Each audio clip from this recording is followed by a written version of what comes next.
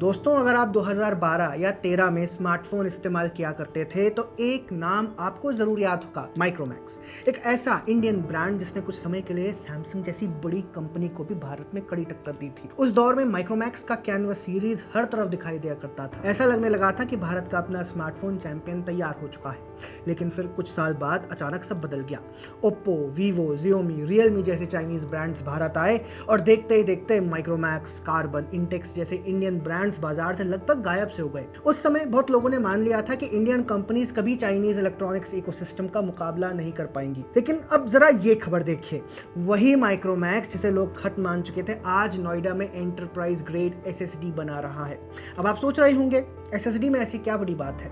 दोस्तों, ये आपके कोई सामान्य लैपटॉप या डेस्कटॉप में लगने वाले एसएसडीज नहीं है।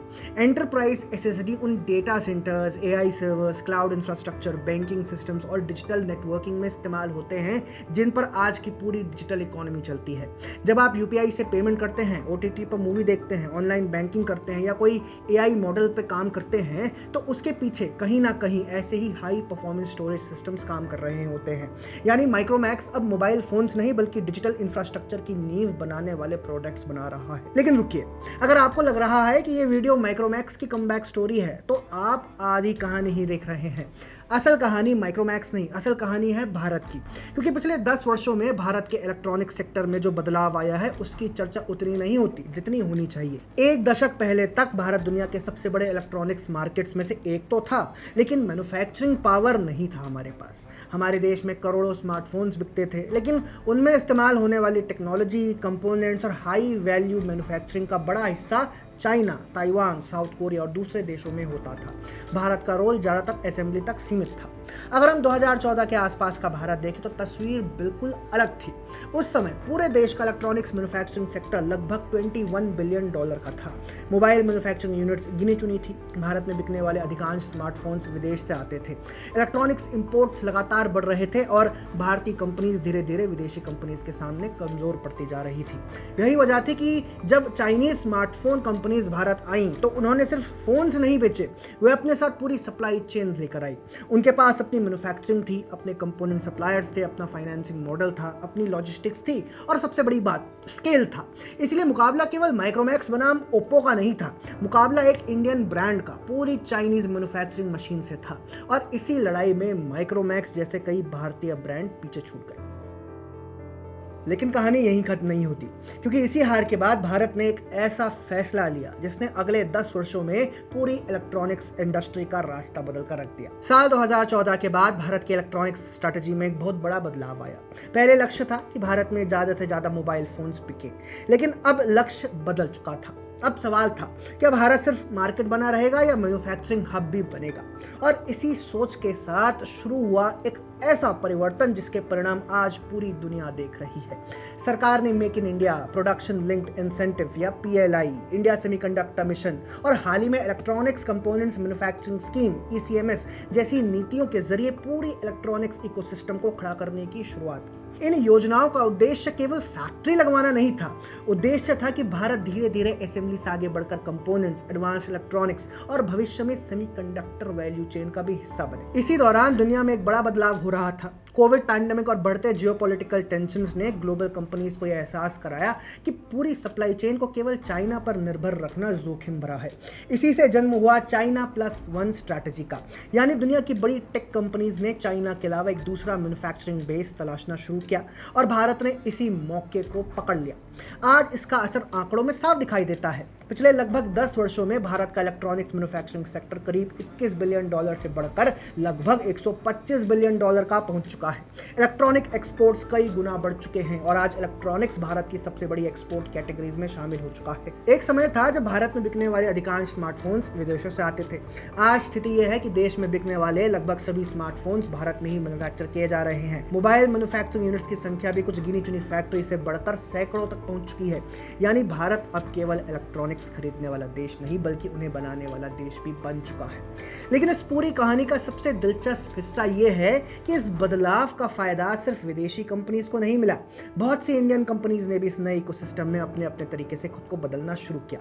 कुछ कंपनीज कॉन्ट्रैक्ट मैन्युफैक्चरिंग में उतर गई, कुछ ने इलेक्ट्रॉनिक मैन्युफैक्चरिंग सर्विसेज यानी ईएमएस का रास्ता चुना और कुछ ने कंपोनेंट्स मैन्युफैक्चरिंग की दिशा में निवेश शुरू कर दिया। अगर आज आप भारतीय इलेक्ट्रॉनिक्स इंडस्ट्री को देखें तो आपको केवल एप्पल, सैमसंग या फॉक्सकॉन की कहानी नहीं दिखाई देगी, आपको डिक्सन टेक्नोलॉजीज जैसी कंपनीज दिखेंगी जो कभी टेलीविजन असेंबल किया करती थी और आज एप्पल, गूगल, मोटोरोला और कई ग्लोबल ब्रांड्स के लिए मैन्युफैक्चरिंग कर रही है। फिर केन्स टेक्नोलॉजी है जो इंडस्ट्रियल इलेक्ट्रॉनिक्स से लेकर एरोस्पेस, डिफेंस और सेमीकंडक्टर इकोसिस्टम तक अपनी मौजूदगी बढ़ा रही है।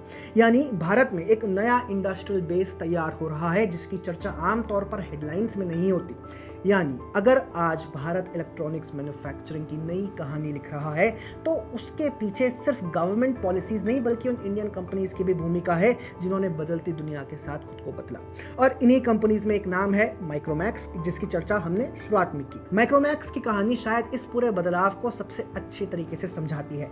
माइक्रोमैक्स ने ये समझ लिया था कि अगर कंज्यूमर मार्केट में सीधी लड़ाई मुश्किल है तो मैन्युफैक्चरिंग में नई पहचान बनाई जा सकती है। इसीलिए उसने स्मार्टफोन बेचने की जगह स्मार्टफोन बनाना शुरू किया। उसकी मैन्युफैक्चरिंग आर्म भगवती प्रोडक्ट्स ने ग्लोबल ओडीएम योआकिन के साथ पार्टनरशिप की, जिसके बाद वही माइक्रोमैक्स जो कभी ओप्पो और वीवो से हार गया था आज ग्लोबल स्मार्टफोन मैन्युफैक्चरिंग इकोसिस्टम का हिस्सा बन चुका है। यानी कंपनी ने ब्रांड से ज्यादा मैन्युफैक्चरिंग पर दांव लगाया। फिर इसके बाद माइक्रोमैक्स ने ताइवान की फिजन इलेक्ट्रॉनिक्स के साथ मिलकर मीफी नाम की जॉइंट वेंचर बनाई और भारत में एंटरप्राइज ग्रेड एसएसडी बनाना शुरू किया।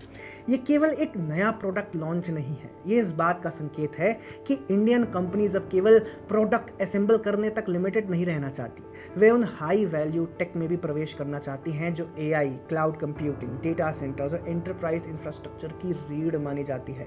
माइक्रोमैक्स अकेला उदाहरण नहीं है, लावा की कहानी भी उतनी ही दिलचस्प है।